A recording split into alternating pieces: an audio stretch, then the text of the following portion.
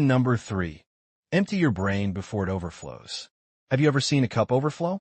You keep pouring water in, and at some point, it spills everywhere. That's exactly what your brain does when you don't release your thoughts. They pile up, one after another, until there's no space left, and suddenly you feel incredibly heavy, but you don't even know why. So, here's the solution. Write them down. Take a pen, take a notebook, and write down exactly what you're thinking, and don't worry about being perfect, and don't do it for anyone else to read. Just do it for yourself.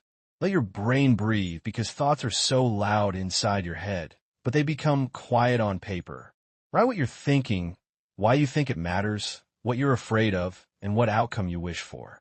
And once it's all out, you'll notice something strange. You feel lighter, you feel clearer, because you stop being a prisoner of your own noise. This isn't just journaling. This is a mental detox. This is survival. If you don't express your thoughts, they will express themselves as stress, anxiety, and even sickness. So let them out. Your peace is hiding underneath them. Solution number 4. What if doesn't exist? Let's be honest.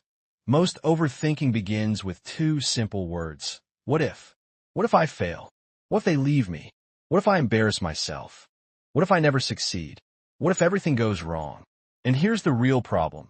You're living inside a future that hasn't even happened yet, and it might never even happen.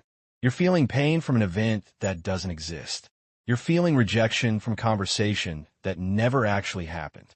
You're feeling anxiety about a future that you created in your own imagination. That's why what if is the most dangerous question in your head. It creates entire movies and makes you feel like they're real. Let's take a simple example. Imagine a student who wants to speak in English for the very first time in front of a group of people. His mind immediately starts screaming. What if they laugh?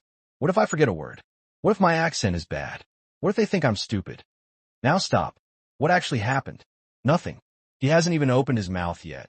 But in his head, he's already failed, and not just once, but 10 times. Now, he stays silent again. His confidence dies, and over time, so does his dream. That's the power of what if. So here's the truth. What if is not your friend. What if is not your future, and what if is not your reality.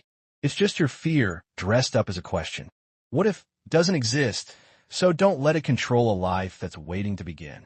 Solution number 5. Say the thought out loud. Overthinking is strong because it stays hidden.